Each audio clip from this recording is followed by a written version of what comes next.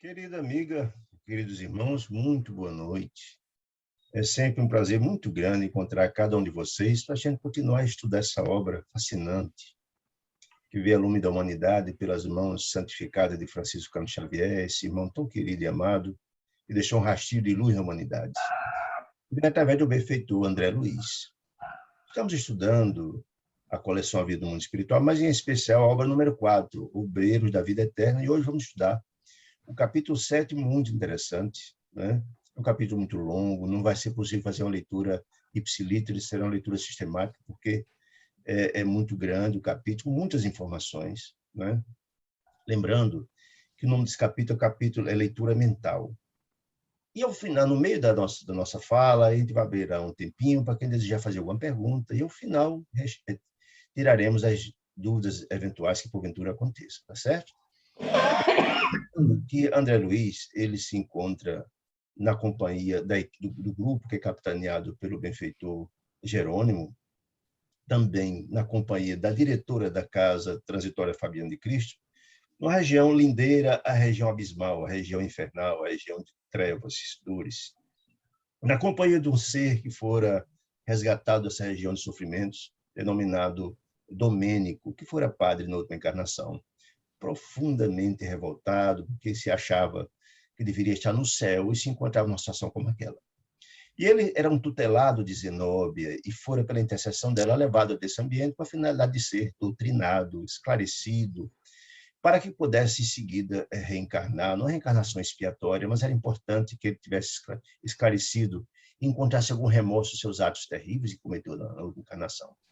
Tudo isso foi dito a ele no capítulo 6, que a gente estudou, e também foi dito a ele no final do capítulo 6, de que alguém com o microfone aberto aí, meus amigos, alguém com o microfone aberto, quem puder, por gentileza, fechar, eu agradeço.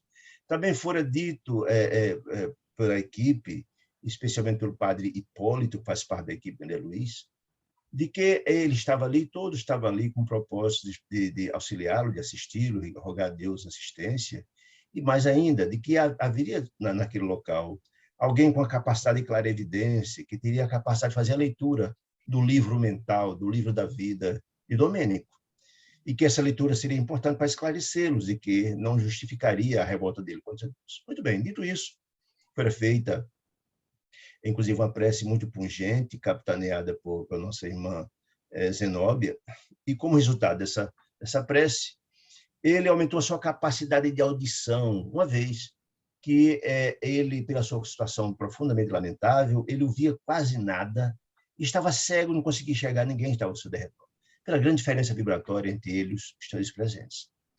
Então, muito bem. Então, no capítulo 7, começa assim dizendo, a leitura mental, ou seja, a leitura da clarividente através da tela mental, do livro da vida de Domênico. Então, diz o seguinte, após a oração do grupo, né, Luciana, que era a enfermeira clarividente do grupo de André Luiz, recebemos o sinal de Jerônimo, que é o coordenador do grupo dela, a Jerônimo afirma ela para começar o trabalho de leitura da mente dela. Então, ela diz o seguinte, ela fixa perfeitamente a mente do padre Domênico e diz, Padre Domênico, a vossa mente revela um passado, o passado distante, que fala muito alto diante de Deus e dos irmãos de humanidade. O que é que ele quer dizer com isso, gente? Ninguém escapa das informações postas em nossa mente.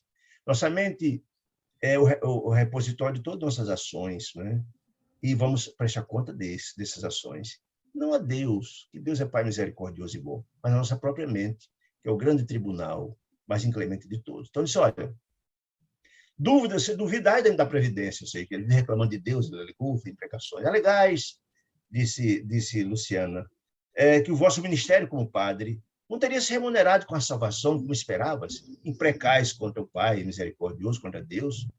Vossa dor cheia, repleta de blasfêmia e desespero, disse ela, proclamais que as forças celestiais o abandonaram no tenebroso abismo. Aí ele disse, mas não é assim? Todo revoltado, né? Ele diz, compelindo eu que fui a vida, a servir a igreja, que me enganou, a igreja católica, né? Não tenho direito de reclamar, disse ele. Aí disse ele, eu sou obrigado a louvar quem me traiu? Não.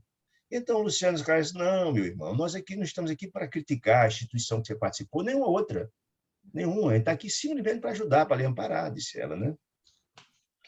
Aí ela disse a ele, tem alguém com o microfone aberto, disse ele, mas não concordais, disse ela para ele, que o vosso desvio de conduta cristã, perguntando a ele, porque ela estava vendo na tela mental dele, agido, de fato, se não agiu como sacerdote fiel, ela perguntando a ele, aos sagrados princípios esposados pela religião, né?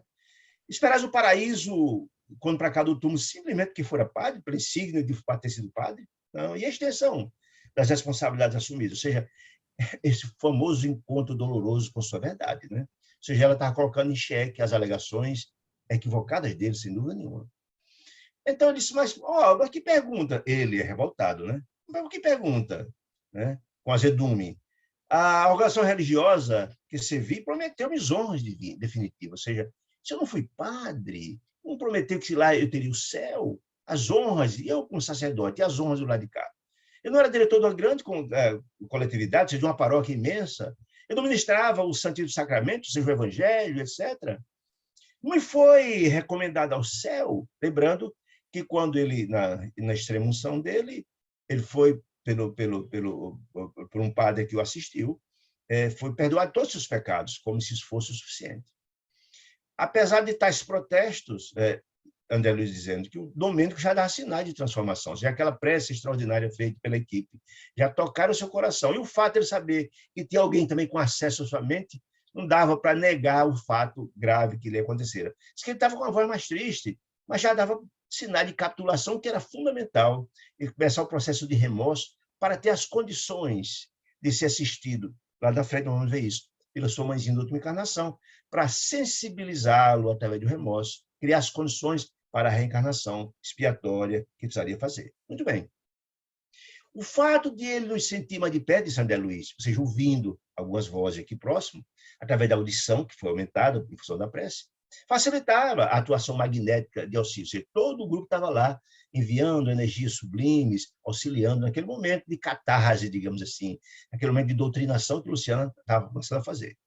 Ao término das suas interrogações, Luciana observou, mas as igrejas, meu irmão, são todas elevadas e belas, ou seja, as igrejas, as instituições religiosas, são todas caminhos para Deus, em outras palavras, né? Consubstanciam um roteiro, né? Disse ela, de nosso encontro divino com Deus, com o Pai, né? Todas elas ensinam a bondade, o perdão, a solidariedade. Todas as religiões são caminho para Deus, isso que ela quer dizer. Mas os nossos crimes, disse Luciana, os nossos crimes, e fraquezas e defecções. Todos nós, disse ela, filiados às correntes de várias religiões de pensamento religioso da Terra, exigimos que se faça justiça. Ou seja, a religião fala isso, esquecidos da noção de justiça, que existe uma lei inderrogável, uma lei de Deus inderrogável, uma lei inalterável, né? Ninguém pode obedecer essa lei, né? É lei de causa e efeito, que é compassível, disse ele. Não concordais, Domênico, ela dizendo, que é absurdo reclamar dos procedimentos dos outros? Espera que o nosso eu tirânico, desequilibrado, e as compensações. Seja, não basta dizer, faça o que eu digo, mas não faça o que eu faça, não. Todos nós, a lei de Deus é uma lei imutável para todos, né? Essas regras de purificação, disse ele, dizendo ela.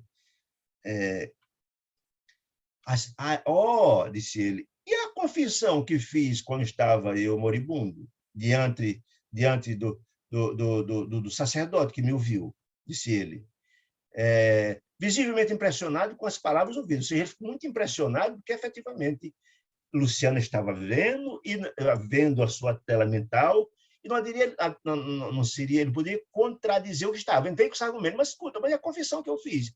E o padre Pardini, o Monsenhor Pardini, não me ouviu, não me absolveu de tudo? Absolveu. Então, eu devia ir para o céu direto, disse ele, né? E ela disse, se confiaste nessa medida?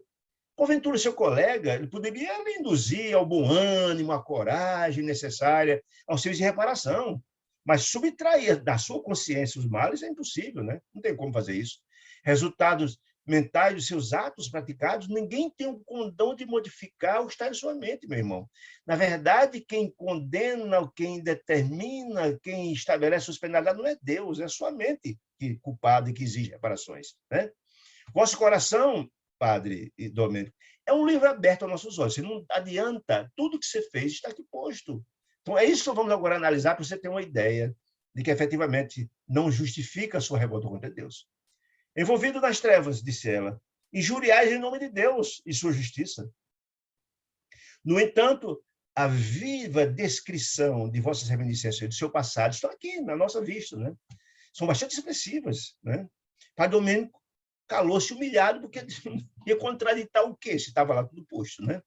E sob a influenciação magnética de Zenóbia, a nobre diretora da casa Fabiana de Cristo, ele estava deitado em seu colo, nos braços, e ele não havia, mas sabia que estava se protegido. Então, antes de Zenóbia começar a descrever a conduta dele, para contradizer, eu queria fazer uma consideração que é importante. Lembremos que esta obra foi escrita em 1946 e narra em capítulos precedentes de que ele estava desencarnado já há pelo menos 40 anos na região abismal, na região infernal do sofrimento. Ora, se ele estava há 40 anos, essa obra ele desencarnou no mínimo em 906, ou talvez até antes. Né?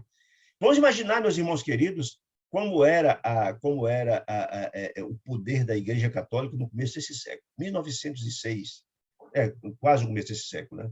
Imagine um século, melhor dizendo.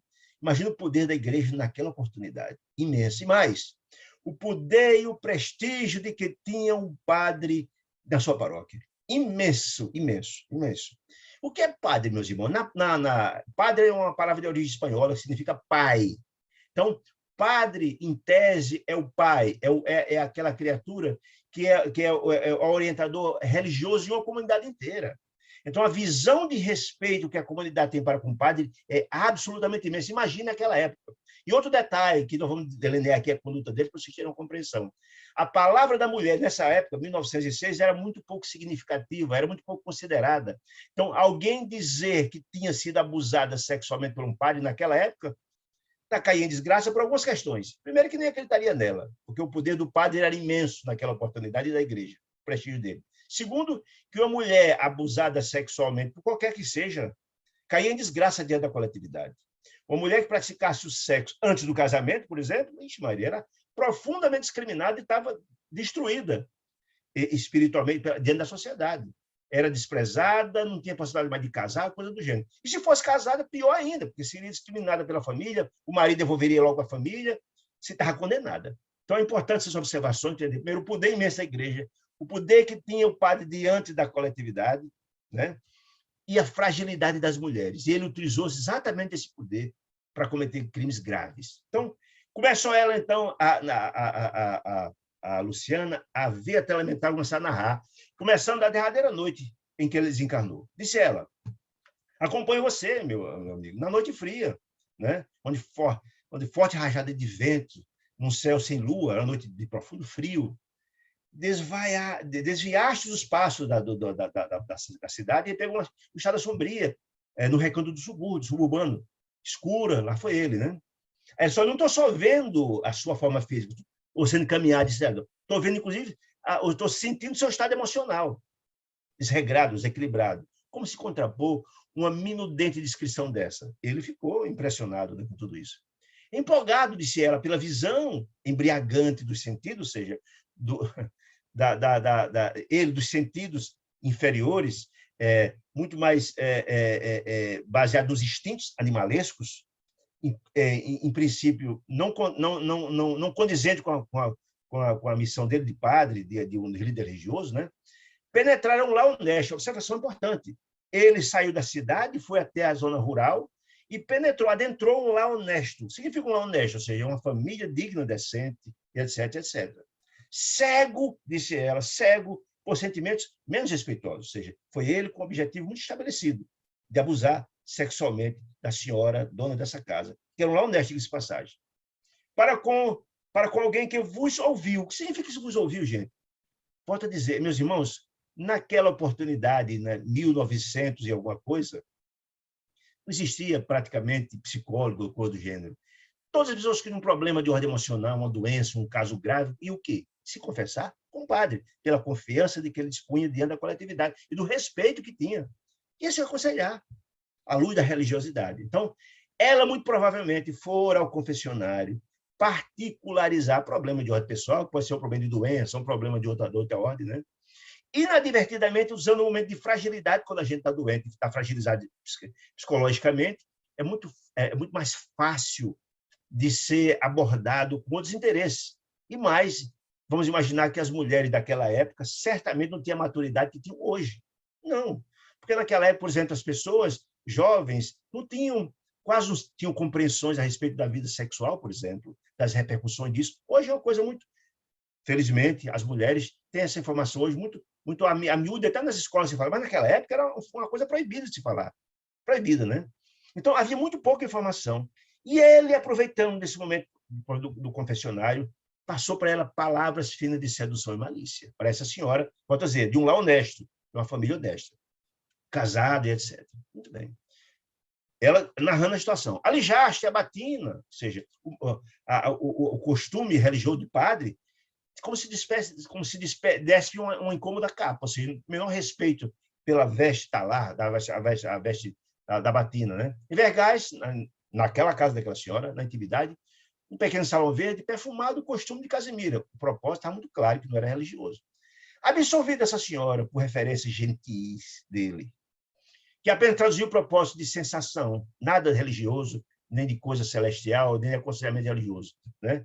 Distante de qualquer sentimento edificante, disse Luciana, certa mulher, casada no lar honesto, cede as vossas promessas. Que promessas seriam essas, meus irmãos? A gente imagina que a senhora muito provavelmente estava com um problema grave, de qualquer ordem, uma doença, um problema, e muito provavelmente ele deve ter afirmado para ela, imagina-se, já que está dizendo aqui, promessas, talvez de que um ato dessa natureza ia curar seu mal ou seu problema, que seria algo que ele seria enviado de algum poder de Deus para curá-la, para lhe dar tranquilidade, etc. Eu vou só adiantar um pouco para a gente ter uma compreensão. Esta senhora estava só e ele sabia, porque o marido estava viajando e ele sabia essa informação. Essa senhora era alguém, fazia parte do rebanho, digamos assim, da paróquia, que ele assistia, todos tinham por ele um respeito muito grande. Muito bem. Continuo dizendo, alguém, todavia, demora-se espreitando, ou seja, o marido que estava voltando da viagem, fraga essa situação dramática da esposa sendo abusada sexualmente pelo pároco da cidade, pelo padre. Volto a dizer, pai, protetor, imagine a situação dramática que esse homem, o choque que ele teve, né?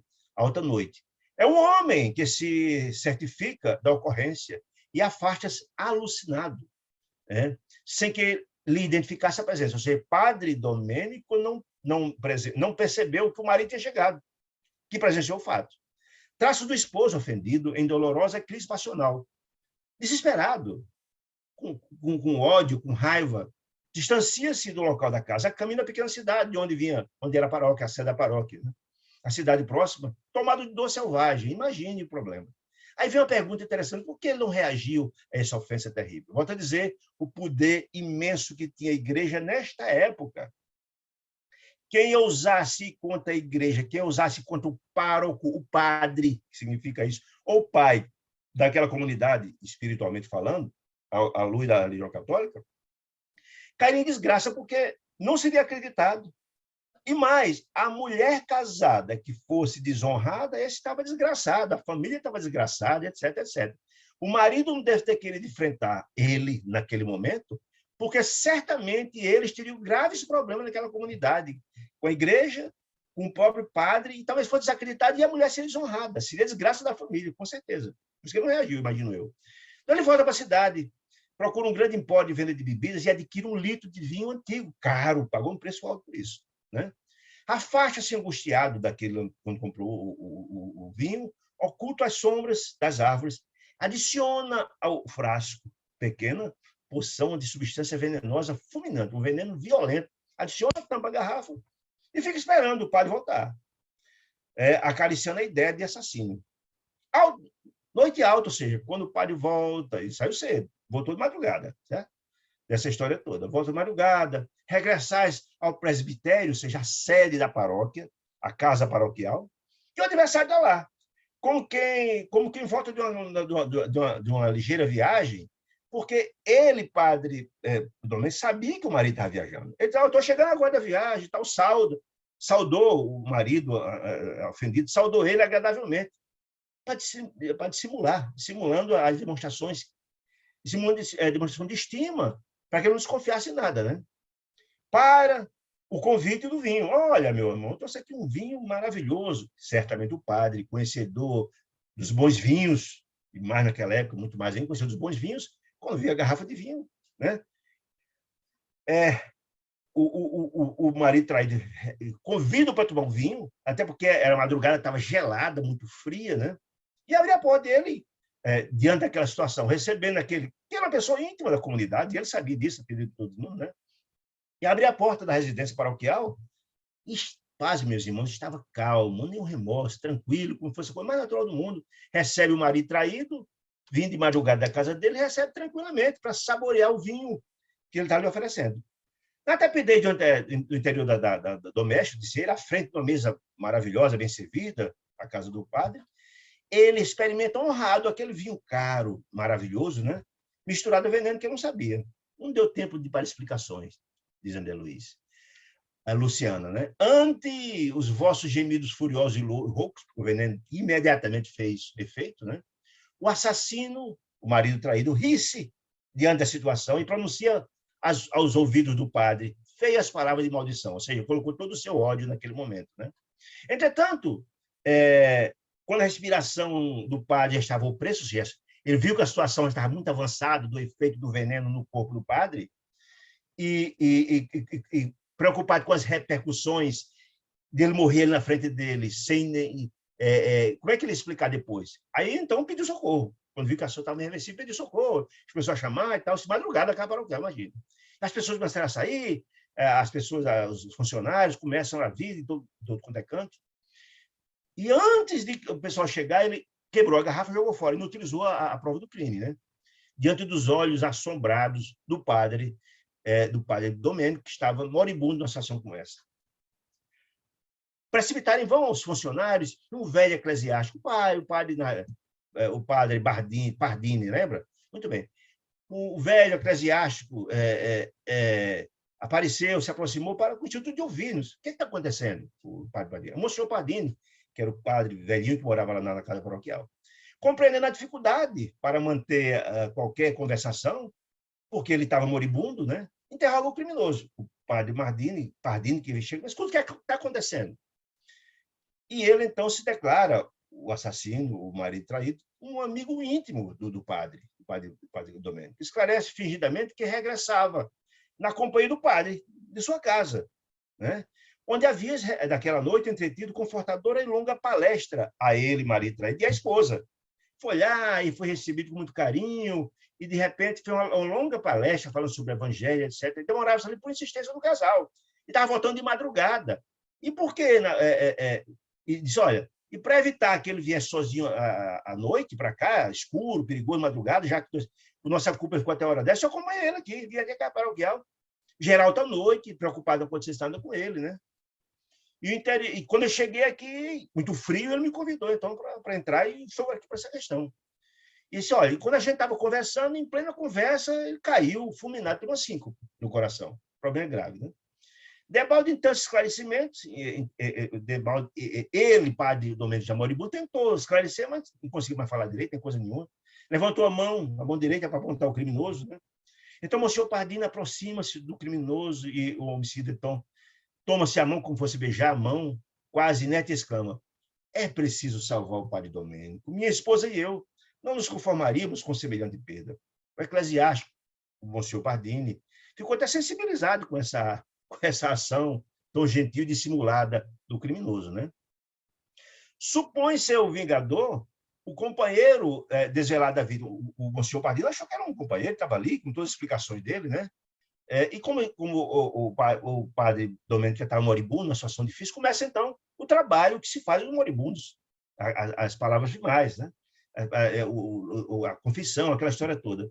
Supremo olhar de impassível desespero ao adversário, ele, o padre Domênico, o olhar a ele, mas estava próximo ao fim do corpo, não tinha como falar mais nada. Começou os membros a esfriar, o suor forte no rosto, o suor começou a escorrer, e no esforço imenso ele conseguiu pronunciar a única palavra final, que sabia que ia morrer, não tinha jeito, à frente da jeito, eu, pecador, me confesso. Só que ele conseguiu com muito esforço. E então o Monsenhor Pardini, que vê aquela situação do esforço imenso dele, sabendo que ele estava no fim, fecha os lábios dele com os dedos e disse, olha, no intuito de poupar aquelas situações domênicas. Descanse em paz, descanse em paz. Ao sacerdote reto, correto como você, disse o Monsenhor Pardini, não se faz necessária a confissão. Ainda hoje, disse o Monsenhor Pardini, ministrar-se o sagrado partículo, ou seja, você está voltando agora da casa de uma família, não fosse falar sobre o evangelho, você é um homem santo, não precisa de jeito nenhum de estar preocupado com confissão, né? Hoje mesmo, disse ele, pede a Deus, já que você vai para o céu, pede a Deus por nós, lá no céu.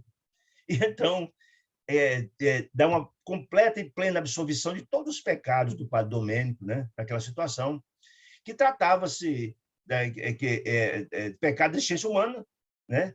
E a palavra do Monsenhor perturbou a consciência pesada do padre Domênico, que estava desencarnando. No fundo, sabia que a morte surpreendia num doloroso abismo, que ele sabia se culpado do drama todo, né? Em vão, tentou receber a paz que fora encaminhada pelo Monsenhor Pardini, os desejava, desviar o olhar do envenenador mordaz e tombou inerte, ou seja, não tinha mais o que fazer. O religioso amigo segura o crucifixo, que estava no próprio pescoço dele, que ele não sentia mais. Os olhos param e a última cena, ele desencarna aí. Muito bem. A porta da alcova se abre, as pessoas se ajoelham, os trabalhadores, os servidores da casa paróquia se ajoelham, o sino toca fúnebre o aviso e ameaça o dia. Entretanto, semiconsciente, ele, o espírito dele, fustigado pela dor, pela desesperação, numa situação dramática, né?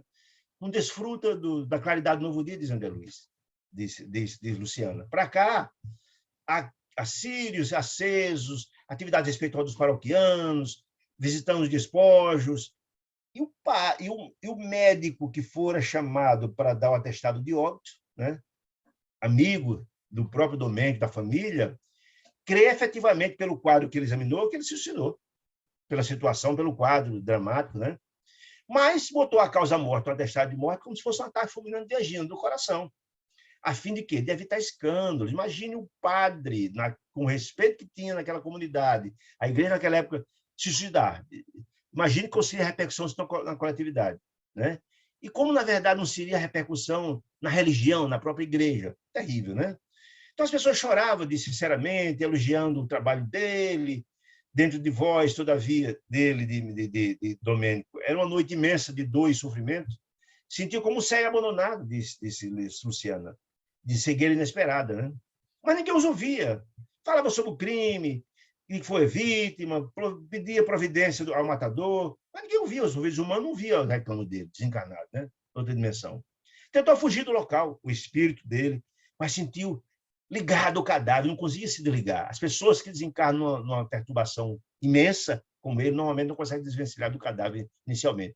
Boa parte dos suicidas também são assim, né?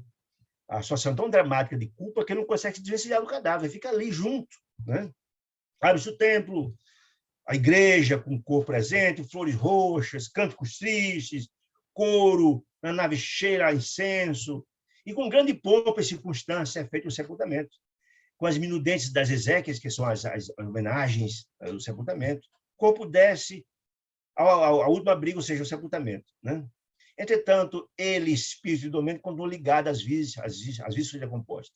Gente, a situação é tão dramática, numa situação como essa, que o corpo é sepultado, o espírito fica dentro do caixão, sentindo a decomposição do corpo, os vermes comendo o seu corpo, sentindo todas as dores, e o mau cheiro da decomposição, e não consegue se libertar, diante da situação dramática, especialmente que eles encarnam. A descrição da enfermeira, de Luciana, narrando que ela está lendo um livro da mente dele, pela clarividência, está lendo minudentemente, ele ficou muito impressionado com aquela informação.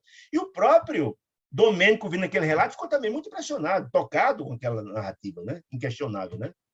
Após breve preço, Luciana prosseguiu. O sepultamento do corpo, disse ele, começaram para vossa alma, infinitos padecimentos. Ansiedade, fome, sede, dor. Ele sentiu esses sentimentos todos terríveis, né? E Luciano, só não dá nem para explicar aqui quanto tempo passou essa angústia, que ele viu lá o corpo em decomposição, sentindo as dores, a situação toda. Sinto, porém, disse ela, que a entidade sofredora de certa mulher vos visita o sepulcro. Aqui começa um outro drama grave, um outro desatino dele cometido. Essa mulher tinha braços horrendos, disse ele. E quando ela chegou no túmulo dele, ele ficou apavorado, né? Impressão de pavor conseguistes. Quando viu a mulher, ficou tão desesperado que conseguiu romper o cordão que ligava o espírito dele ao corpo e saiu desesperado, né? Ao ver aquela senhora, aquele espírito de mulher em situação muito difícil, né? Saiu fugindo a praguejar contra aquela senhora. Ou seja, era mais uma credora de seu grave, imenso débito que ele deixou como padre desregrado e desequilibrado, né? No seu vasto quadro consciencial, Luciano começa a narrar, veja o drama dessa infortunada que vos apareceu suplicante. Foi também uma vítima de seu poder fascinador, de padre desequilibrado, que deveria ser o pai daquela comunidade, né? A leitura mental revela toda a extensão final da situação dramática, né? A particularidade dessa experiência final.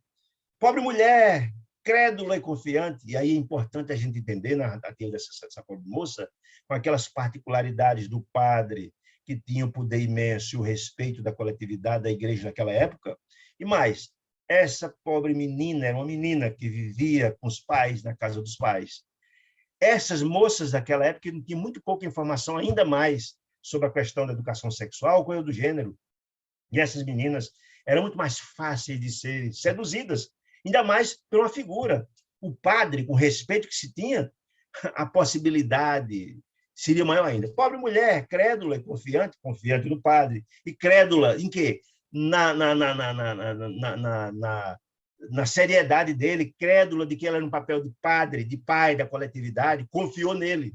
Vejo-a chegando, diz Luciana, ao presbítero Zé Acaia paroquial, em tempestuosa noite, uma chuva torrencial, e ela chegou lá desesperada na casa paroquial.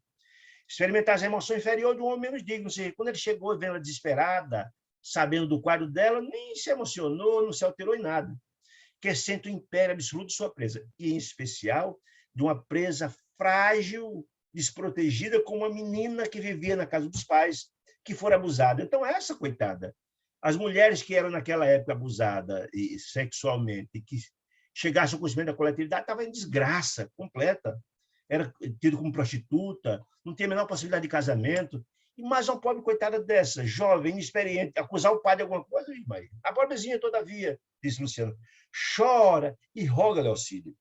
Pronuncia, isso é uma noite torrencial, a noite ela chega desesperada, pronuncia palavras de comover corações de pedra. Luciana, ouvindo toda a narrativa dela, comovida, numa situação dramática, mostrando indefinível desalento, está completamente desequilibrada. Percebo o que diz, ou seja, Luciano ouvindo na narrativa da mente, que a narrativa, a resposta, a ação de Domênico. Confiou, ela dizendo, confiou excessivamente em vossas promessas e cedeu. Ou seja, muito provavelmente essa menina também deve ter ido ao confessionário, pedir orientações do padre, que era natural se pedir orientações do padre quando tem algum problema, ou levar alguma dificuldade, e ele, aproveitando a fragilidade dela, começou a fazer promessas, muito provavelmente, de benefícios, de curas, de algo do gênero, e cedeu à tentação do padre, confiando nele, achando que não tinha repercussão. Aos vossos caprichos de homem vulgar, ela cedeu. A princípio, essa moça de inexperiente acreditou que não adviria desagradáveis consequências, até porque é a promessa do padre, ninguém podia dar errado, né? Certa da possibilidade de fugir a qualquer observação. Sabíeis, diz Luciano, que ele era muito bom de engodar, de mentir, de usar palavras para poder abusar das vítimas, né? Ele tinha uma capacidade imensa, né? E a inexperiência da menina era uma presa muito mais fácil, né? De ser assediada por ele em assuntos afetivos e de proclamar ele dizendo para a menina que era inocente de semelhantes relações, que essa relação não daria nenhum problema. Isso está dizendo. Contudo, agora, a menina foi dizer a ele, desesperada, que estava grávida, tinha um filhinho. E procurou preocupando no coração. Quem lhe ocorreria? O que aconteceria a essa menina que morava com a família diante daquela comunidade? Quem lhe restauraria a paz familiar? Ela dizendo isso, desesperada, né? Porque nós sabemos, irmão, até da família a repressão era terrível, uma menina que cometesse um fato dessa natureza. Sociedade nem se fala, a própria igreja. Não seria melhor, disse ela, a legalização dos laços existentes, já que tinha um filho? Não deveriam esperar honrados ele, padre, pai e a menina, a dádiva de um filho abençoado por Deus? Escutaste a narrativa da menina desesperada, sem abalo moral, nem sequer ficou nervoso, nada, como se fosse a coisa mais normal do mundo. Com a frieza dos homens de fraseologia brilhante. Invocaste o dever sacerdotal, mas eu não posso assumir o negócio, eu sou padre. Eu sou padre, não posso, não é possível um negócio desse. É completamente impossível, não só de aceitar um filho, mas também de casar, não tem condição nenhuma. Comentaste as convenções humanas e, por fim, propuseste a conciliação do problema com um casamento apressado e indigno entre a vítima, menina, moça, vivia com os pais, e o último dos vossos servos. Imagine. O último dos servos que se via trabalhar na casa paroquial. Talvez um senhor de idade ou alguém não de boa conduta. Você imagina, propôs para uma menina de família, numa situação dessa, que é abusada por ele. Transferiu o problema. Um ato de profunda irresponsabilidade. A menina ficou desesperada diante da situação, que esperava dele, no mínimo, um pouco de assistência, um pouco de preocupação, etc. Mas ele, como se nada estivesse acontecendo. A jovem soluça diante das situações compulsivamente, afirmando justa repulsa, de jeito nenhum, nem pensar uma situação como essa. Continuais a argumentação, ele argumentando para a menina. Mas, com evidente sinal de loucura, a menina ficou desesperada com essa reação dessa. Né? A infeliz abandonou-os. Na noite, chovendo terrivelmente, a moça desesperada, ganhando a via pública, sob a chuva torrencial, a tempestade. Acompanhe, ou seja, na tela mental dela, olhando pela tela mental de Domênico, ela, Luciana, vendo todo o cenário, acompanhando a menina, que regressa ao lar paterno, para a casa dos pais desesperados. Fundamente desequilibrada, diante do golpe impiedoso do padre, né? Absurdo. Ah, que horror, diz Luciana, vendo a situação. Vaza a noite solitária, disse ela, e barulhenta, ingere grande dose de fomicida, de veneno, tentando, por ato final, a tragédia interior. Coisa dramática. Ninguém escuta os rugidos do sofrimento, né? Pelos trovões que ribombavam no céu, a mocinha dentro do quarto, ninguém ouviu nada. Mas ao amanhecer, todavia, um pai aflito corre ao vosso encontro. Que tiro? A casa paroquial, claro. Todo drama, todo problema dessa natureza, você busca auxílio emocional, auxílio e apoio religioso, corre a casa do padre, é natural. Então, correu o pai aflito, porque a família, está muito clara, fazia parte do rebanho daquela paróquia. Então, o pai aflito, padre, pelo amor de Deus, com algo da mãe. Né? Contou o fato todo, né? Quando os fatos. Morrer a filha misteriosamente, separa a família, né? Foi avisar o padre, a situação naturalmente, era natural isso acontecer. Como aclarar a situação? Não procedia com acerto, buscando o conselho sacerdotal, ou seja, não era normal que os pais, em desespero, buscando auxílio, apoio emocional, religioso, numa situação como essa? Recebias a notícia disfarçando dificilmente a emoção, diz Luciana, repetindo textos evangélicos para consolar o amigo confiante, ou seja, o pai que foi mostrar e dizer de sua profunda angústia, ele começou a falar do evangelho, a consolar o amigo, o pai da filha violentada, abusada, né? Começou consolações como não tivesse nada a ver com a situação, né? Preocupado estava ele, a caminho da residência da enlutada, da onde a menina estava o corpo morto, na situação dramática, no intuito de servir-vos perfeitamente o estado mental. Ou seja, ele não estava preocupado em absolutamente nada, nem com a menina desencarnada na situação que ele era responsável, nem com a família. A preocupação dele não era essa. Não era. Não vos afligir a perda de alguém que fora vítima dele, uma menina, né? Que vos poderia estouvar a tranquilidade. Imagine se vaza uma história dessa e chega a notícia de que eu fui responsável por isso. A preocupação dele era essa. Então, preocupava-se a descoberta de algum recurso para colocar uma pedra nessa história, não tem a menor possibilidade, né? Aparentemente digno. E então, que vos conserve a cavalaria da situação. Ele queria ter a certeza que nada aconteceria e chegaria ao conhecimento da coletividade. Então, pronunciou palavras confortadoras à família e montou guarda ao cadáver, ficou junto ao cadáver, e chamaste um médico amigo. Opa, tem que encontrar uma saída para resolver essa situação. Chamou um médico amigo, influente, etc. Ele que chega, diz Luciana, mas é o mesmo que vos examinou lá no seu desencarne, que achava que você foi suicida. mas colocou lá que você desencarnou por problema de coração, para não manchar a sua imagem na coletividade, muito menos a igreja. É o mesmo médico, disse ele, que era seu amigo, que você convidou para examinar o corpo da moça, né?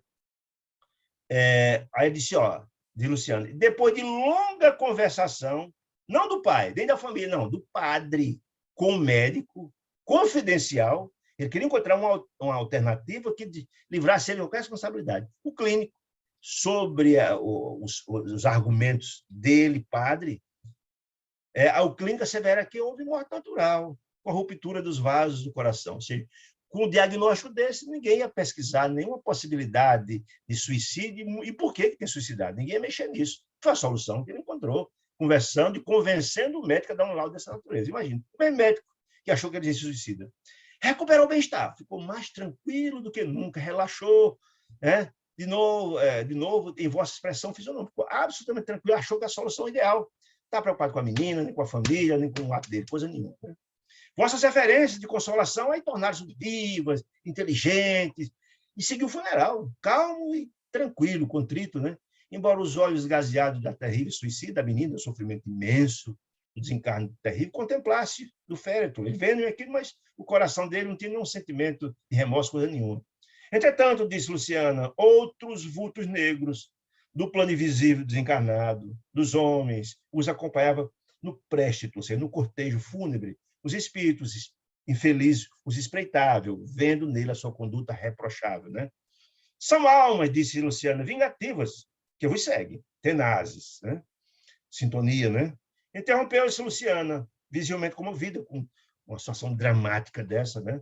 Dando-nos a entender a paisagem mental de Domênico, se modificar em fluxo de outras lembranças. Enxergou outra situação dramática, né? Transferiu o curso de observação no tempo. De outros atos infelizes, não só foram aqueles dois, não. Tinha mais.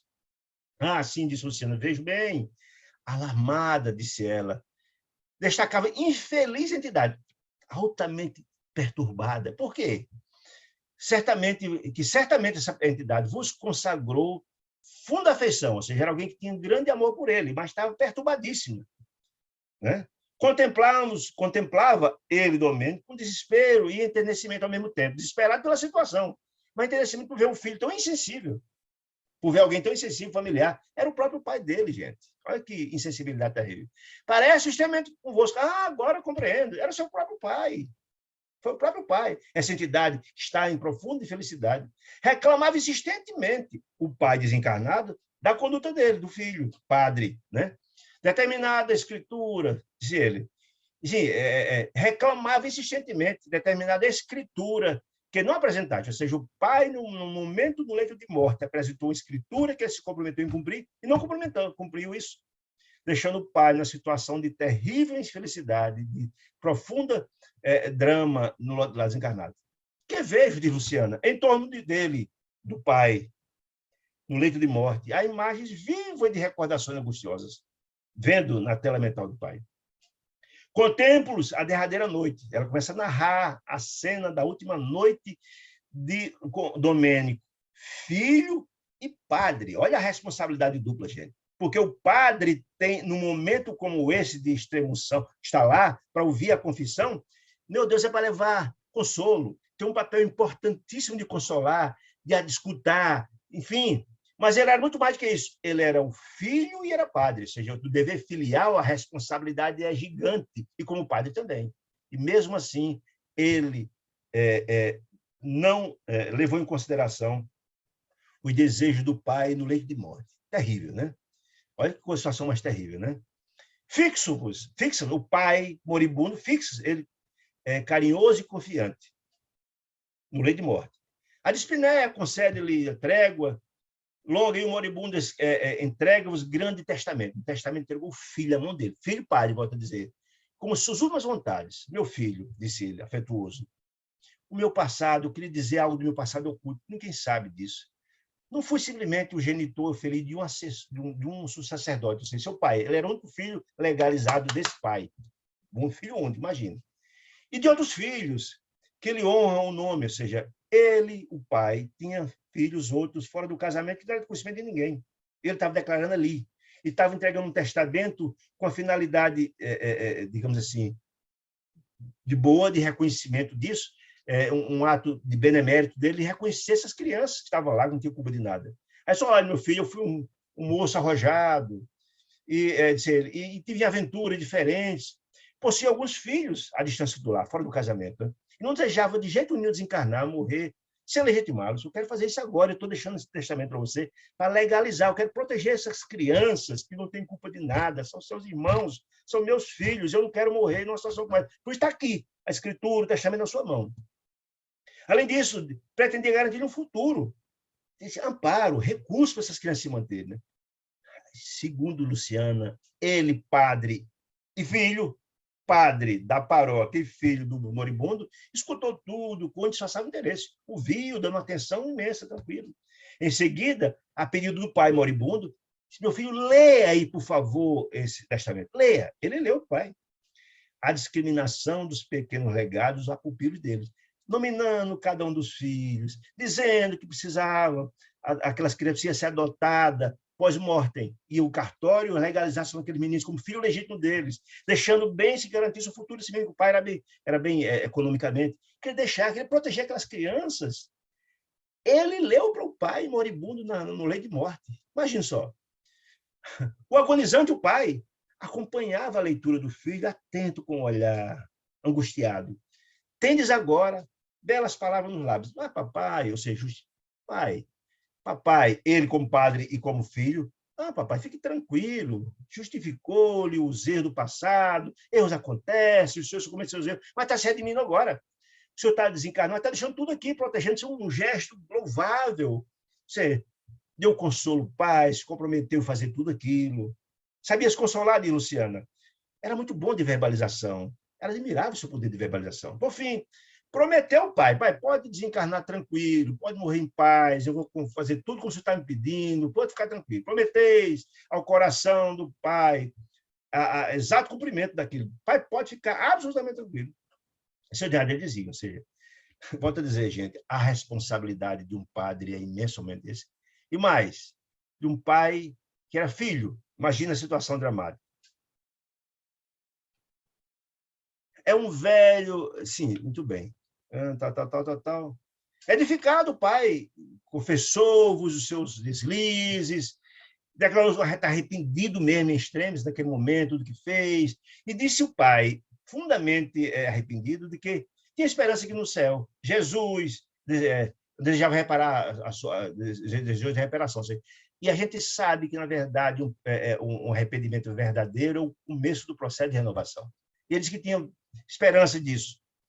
Palavras entrecortadas do pai moribundo, por suprema aflição, reiterou, meu filho, pelo amor de Deus, reiterou, cumpra isso, ampare seus irmãos, ampare essa mulher, não deixe de cumprir, não fique, pelo amor de Deus, cumpra isso aqui. E ele disse, não, pai, vai ficar tranquilo, que pode ficar certeza que não tem problema, só porque é o sustento dessas crianças e tal. Ajudado por vós, pelo padre filho, né? Abraça o crucifixo, o pai, abraça o crucifixo, está no pescoço dele, de Padre Domênico, que contempla de olhos anevoados de pranto, receitais longa e com movimentação. Pai, fique tranquilo, que Deus abençoe, aquela história toda. Acaricia a cabeça grisalha do velhinho que está morrendo, né? Muito bem.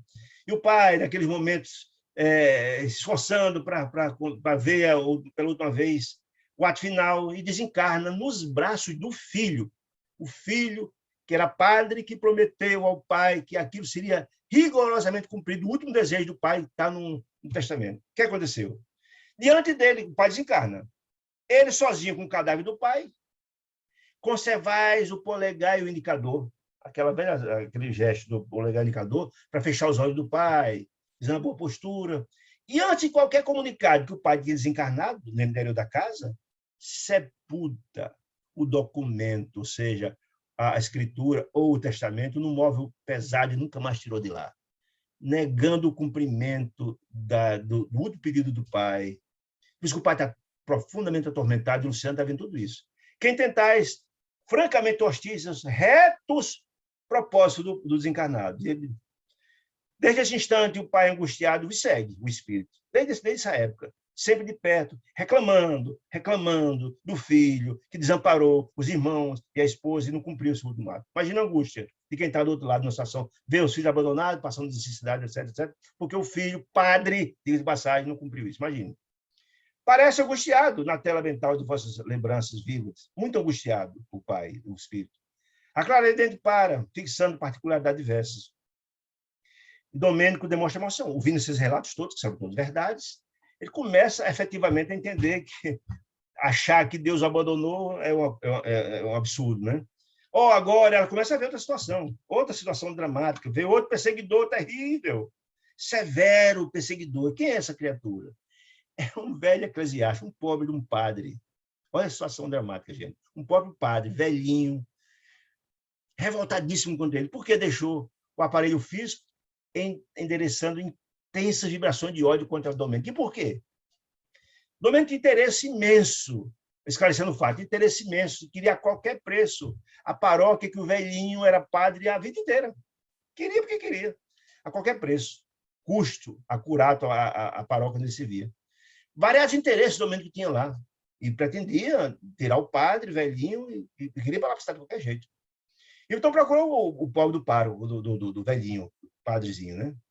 Disse do desejo, por métodos tentais, o desejo suasório ser persuasivo, queria porque queria de qualquer jeito. E começou um diálogo com o pobre do velhinho, do padrezinho que estava bem velhinho, e propôs comprar, gente. Escutem, essa aqui é demais. Comprar a paróquia, eu pago. Eu quero de qualquer jeito. Alegais, dispor de bastante influência política. Olha, se você não quiser que ele compre, eu vou nas minhas fontes políticas junto ao clero, as fontes políticas administrativas, ele tem daqui. Olha aí. Impressionante, né? Influência política para efetuar a transferência, sem abalos. Mas queria pagar ele para resolver esse problema tranquilo. O velhinho, o pobre do padre velhinho, porém recusa. E justifica. Olha, meu filho, disse ele, permaneço junto a aquele rebanho, aquela cidade há muitos anos, dediquei minha vida a isso aqui. Desde muitos anos eu trabalho, dei minha vida para essa comunidade. São irmãos, amigos, isso que dá muita estima. Além disso, estou velho, doente, inclusive. Serviria a igreja aos meus melhores esforços a minha vida inteira aqui, né?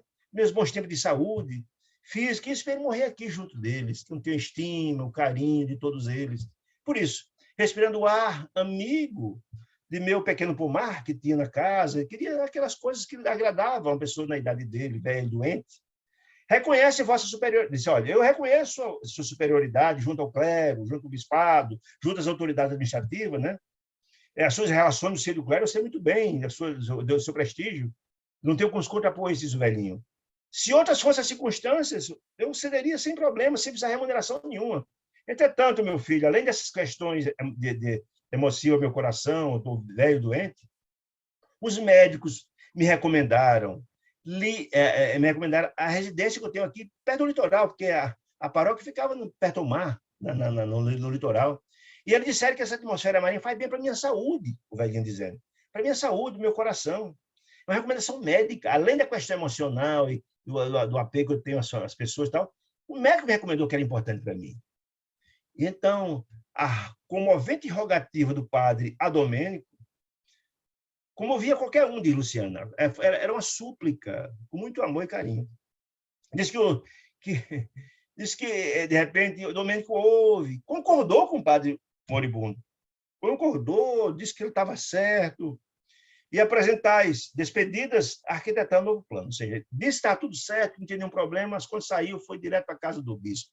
Está ali mesmo, sem qualquer desculpa, artista para visitar o bispo da diocese, né? E com fingir de humildade, disse, olha, eu estive lá com o padre e tal, ele concordou em sair, está tudo certo, olha que coisa. E então o bispo foi enganado pela mentira dele, né? Ele ouve tudo, mas aceita dizer o seguinte, olha, mas eu recomendo que antes dessa transferência que vai acontecer, eu preciso de audiência prévia, ouvir meus assessores para aferir se a história é verdade, se não é e tal. Aí o Domênico não tem problema, está tudo certo. Entretanto, Domênico foi por trás e comprou os assessores, deu propina e os assessores do bispo foram vendidos. E o pobre do sacerdote doente foi removido da comarca, removido da paróquia de terra, compulsoriamente. sem nem ouvir, sem coisa nenhuma, para uma longínqua paróquia nas montanhas, onde morreu em seguida, revoltadíssimo, revoltadíssimo. Morreu ofendido, odiando de morte o padre Domênico, por esse ato tão terrível dele. Intoxicado de cólera, o espírito do padre desencarnou, um desejo de vingança está cego, cercando-os com a ira imensa, implacável. Né? E então Luciana, ouvindo essa história toda, recomeça olhando, fica alarmada diante dessa situação, que agora veio um outro crime dele. Olha que coisa impressionante. Agora surge determinada mulher, disse ele, determinada mulher, mas uma vítima, né? Parece-me que desencarnou depois de melindrosa operação nos olhos. A cega, praticamente, né? Sim, disse ele, veja na tela. Fala das suas reminiscências, do seu passado, da lembrança que fala muito alto, disse ela. Fora vítima do vosso poder fascinante, mais uma vítima, né? De homem dominador, ei-la ao vosso lado, no último encontro, ainda na esfera carnal. Gente, veja que nível de crueldade. Essa pobre mulher foi até ele, na casa paroquial.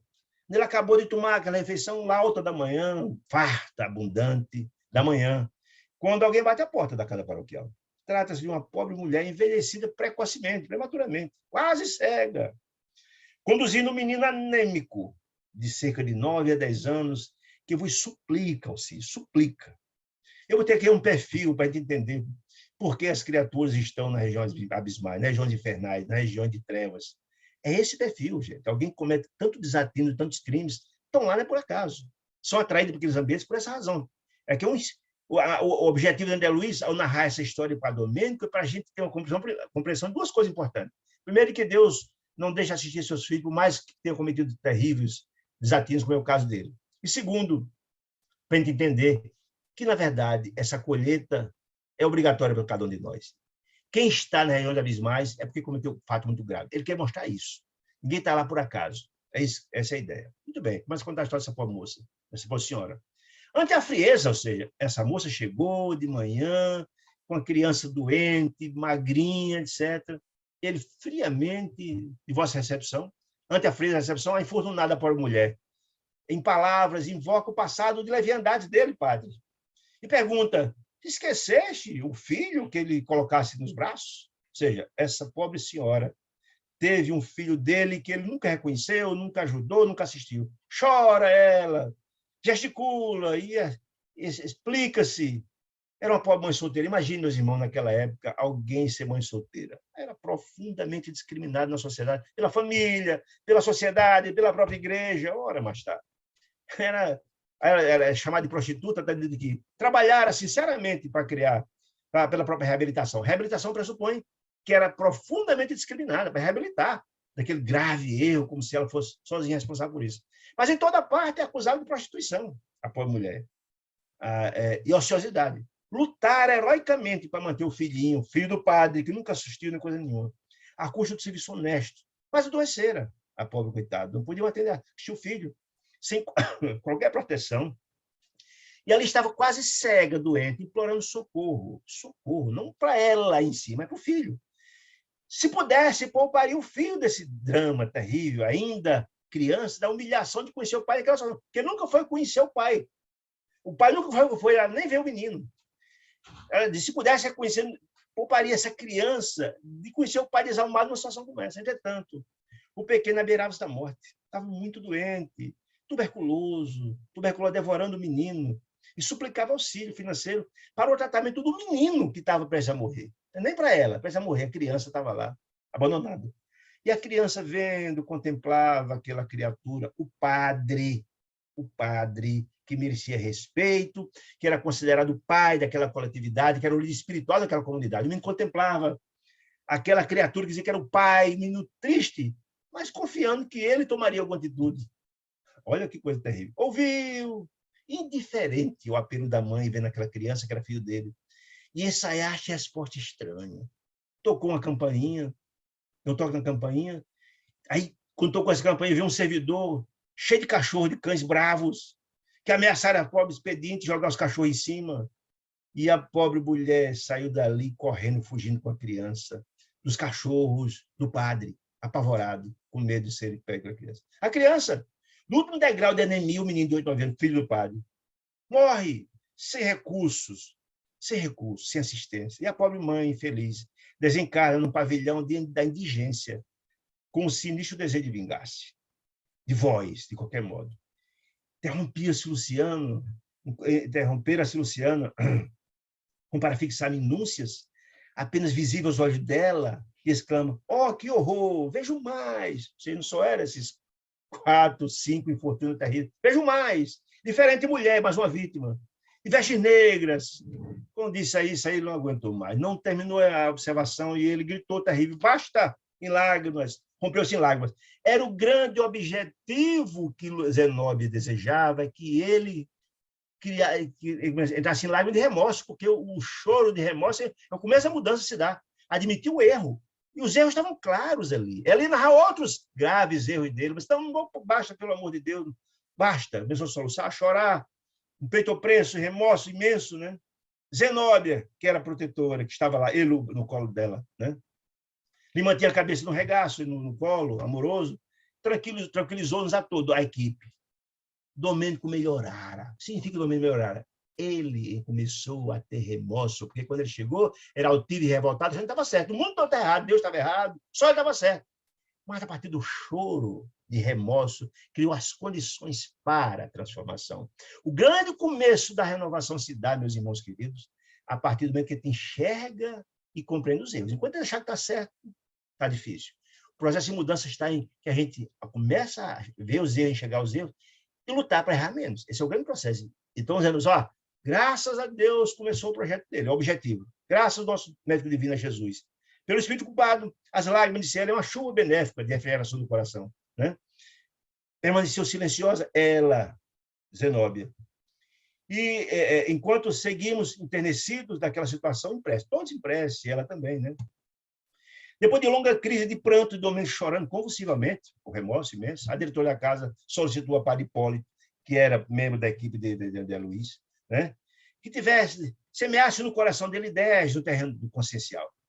Né? Enquanto ela, Zenóbia, em alguns minutos, convocaria mentalmente a ex-genitora de Domênico, a mãezinha da última encarnação, né? Para que ela, com a presença dele, pudesse cada vez mais abrir as comportas de seu coração, enternecesse e criasse as condições para a reencarnação expiatória, que era o grande objetivo. Né?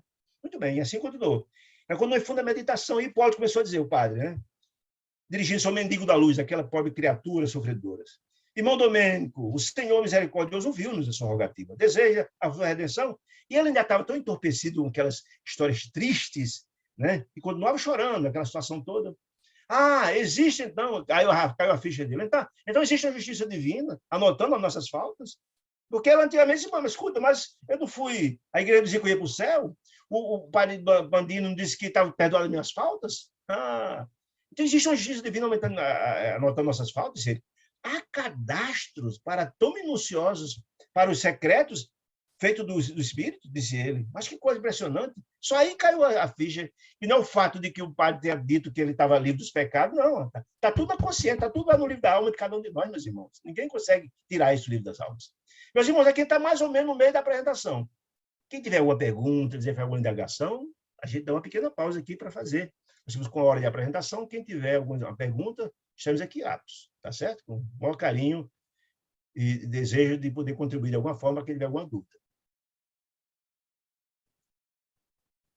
Como ninguém fez pergunta, então anote aí de lado caso tenha. No final, a gente, então, volta a perguntar se alguém tiver dúvida, tá certo? Então, continua essa narração que é importante. Trazemos ele, disse ele, na própria consciência, disse Padre Hipólito, um arquivo, meu irmão. Os nossos indeléveis erros, está tudo lá posto. Como também, se tivermos virtudes, também estão postas. Ou seja, nós que nos glorifiquem ao nosso íntimo diante de Deus, também estão tudo lá. Nossa vida é um livro diante de Deus. Nada se retira, está tudo posto lá. Fecha, diz Padre Hipólito, para sempre, meu amigo, a porta do ego inferior. Cala-se a vaidade, o orgulho, isso não leva ninguém a lugar nenhum. A impertinência, não diga nada. A igreja civil é santa, e seus fundamentos, todas as religiões são santas. Os homens é que são desequilibrados, mas a igreja não. As religiões todas são importantes, são caminho para Deus. Né? Nós, disse ele, maus servos, nós que nos desviamos, né? Disse Padre Hipólito, nos princípios básicos, para a satisfação de instintos pessoais, a culpa não é da igreja.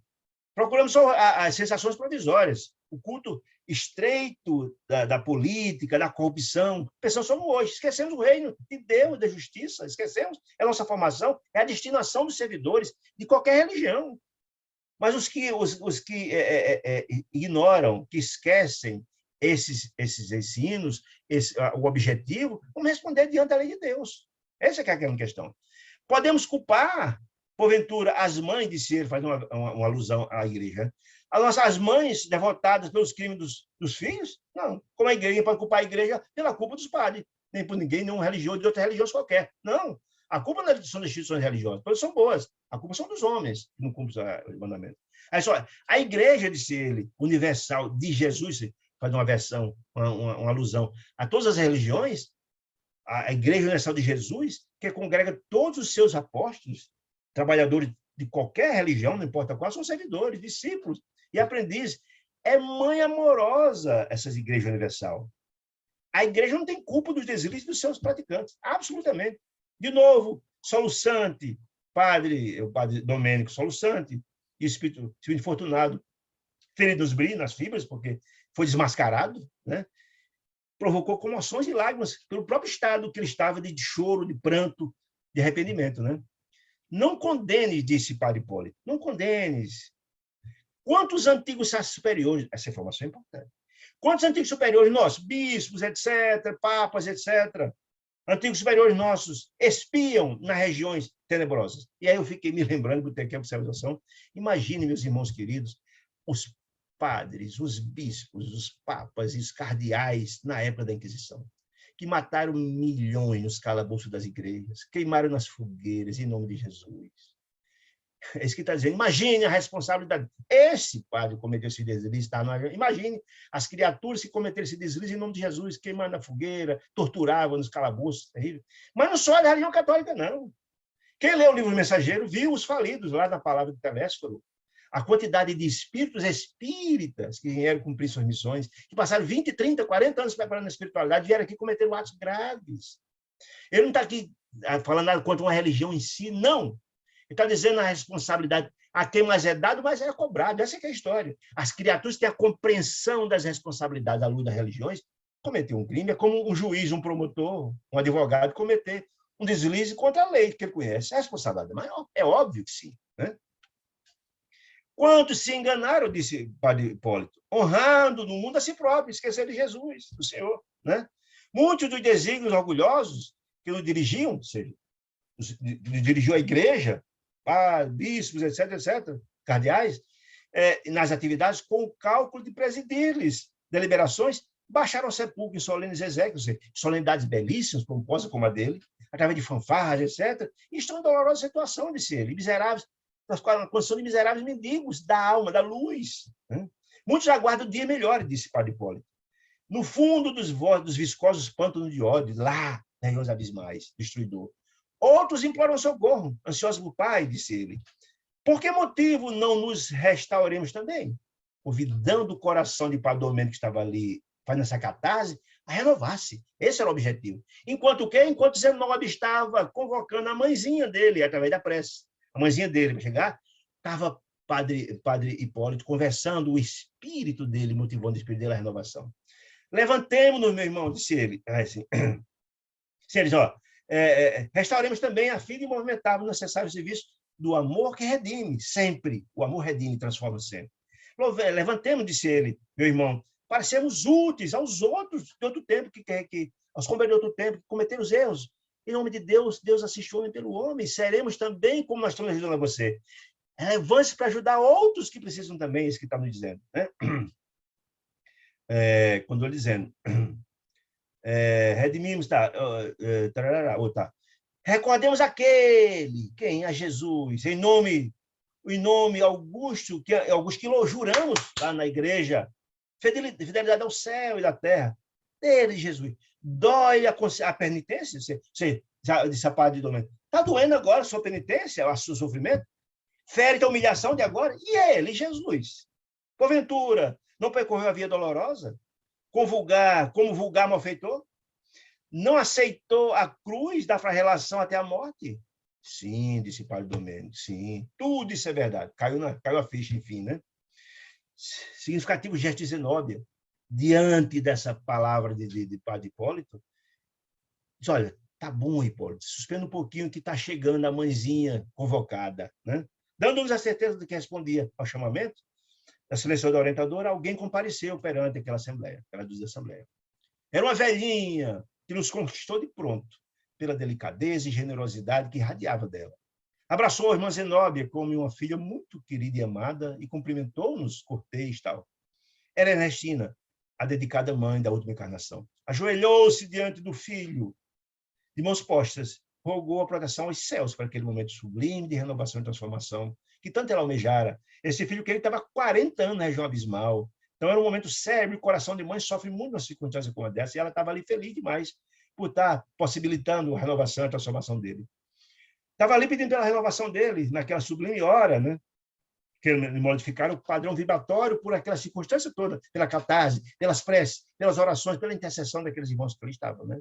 Porque as forças invisíveis de ordem superior manipulavam as nossas energias conjuntas e benefícios que ela fez. Ou seja, todas aquelas preces postas pela equipe do André Luiz e mais de Zenóbia, em conjunto, aquelas energias todas vindas em oração, desciam dos céus, eram colocadas sobre a mente dele, buscando a renovação dele. Então, ela estava muito feliz, por a mãezinha, a Ernestina, por aquele momento, né?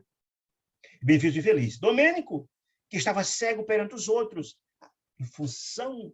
Todos estavam ali, não conseguia ver ninguém, apenas o via Luciana. Mas, eu vi Hipólito. Mas, por obra e graça dessa prece sublime, da intercessão espiritual da amiga, você conseguiu enxergar a mãe, os outros não enxergaram a mãe. E aos gritos, imagine, meus irmãos, alguém numa situação tão dramática encontra o espírito de sua mãe depois de tanto tempo.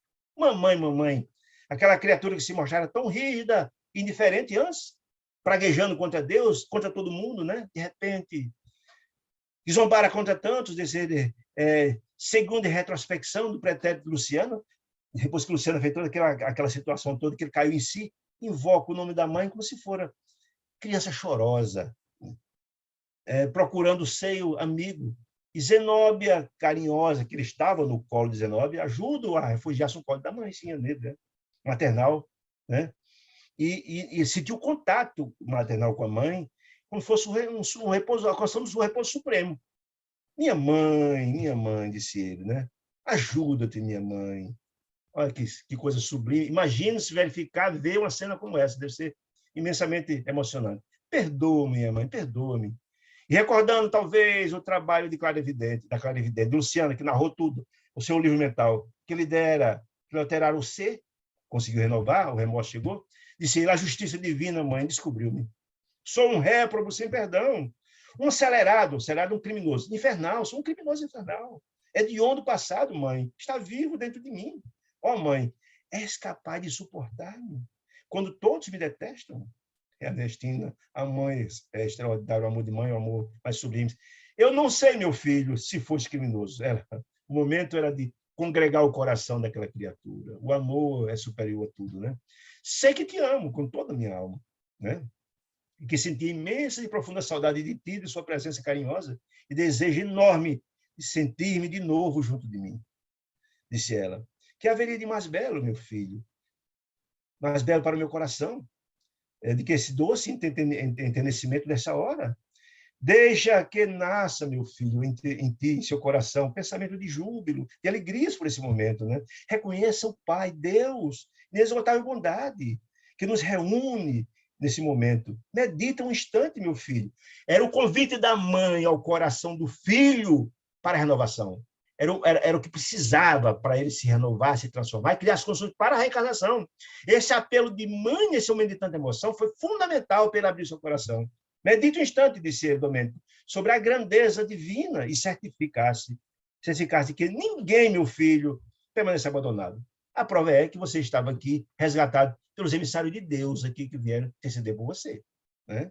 Ninguém está abandonado. O pensamento de gratidão a Deus dentro das sombras, meu filho, pensamento de Deus dentro das sombras do sofrimento, É como um raio brilhante na aurora, como o sol, o nascer do sol que rompe a noite escura, preludiando a vitória plena do sol sobre as trevas dessa da noite. É até poético, né? Tão bonito isso. O amor de Deus é tão extraordinário, capaz de tanta coisa sublime, que é como sendo o sol, vencendo a noite escura, disse ela, né? Qual de nós, meu filho? Aí a humildade dela mostrando que não se diz tão culpado, não, que todos nós erramos. Qual de nós, meu filho, não teria sido defrontado pela tormenta da ignorância? Ou seja, nós somos também réprobos outrora, mas Deus é Pai misericordioso e bom que a todos assiste, ela quer dizer isso. Né? Não se sinta o último das criaturas, não, rogue a Deus, deseja mudança, transforme-se. Deus é Pai e não abandona nenhum dos seus filhos, quer dizer isso, né? Todos tivemos pedra e espinhos na longa estrada de céu, de redenção. Muitas vezes caímos, disse ela, mas a mão invisível do Senhor arrebatou-nos, tirou-nos do charco, do abismo, né, disse ela. Misericordiosamente essa mão de Deus nos tirou da lama das furnas do abismo. Foi você agora, mas quantos de nós não passamos por lá também? Quer dizer isso. Tem coragem, meu filho, levanta-te para um novo dia. Esse apelo vindo de uma mãe, na circunstância dele, de profunda culpa, depois de tanto sofrimento. Ah, meu Deus, eu fico imaginando o efeito imenso disso. E está aqui descrito, né? O mísero contemplou aquela mãe, elevado, né? Os olhos, em seus olhos, sobre a mais formosa visão de sua vida. Imagina a alegria extraordinária de encontrar a mãe, né? Sou, porém, um malfeitor, minha mãe, réu de crime sem perdão, disse ele, falando de disse-me. Não, meu filho, não. Foste enfermo, doente, disse ela. Enfermo, como nós todos também já fomos, disse ela. Escutaste a sugestão do mal, meu filho, disse ela. Desequilibraste o coração, revelando seu despenhadeiro. Isso aconteceu. Não te esqueça, porém, de que Jesus é o divino médico. Olha, essa mensagem é muito sublime. Jesus é o divino médico. Aceita a sua necessidade de medicação. Qual a medicação? Do pão do Espírito, meus irmãos, que redime, que transforma. Que Deus assista a todos eles. Né? Esse médico divino que está ali passando a medicação da transformação e dirige a ele, a Jesus, na súplica. Né? E busca a cura real para a vida eterna. A vida não se acaba aqui, não, tem a vida eterna. Desde que se busque, se renove, se transforme, você vai buscando a luz, né? Diz ela. Roga a Jesus. Muito bem.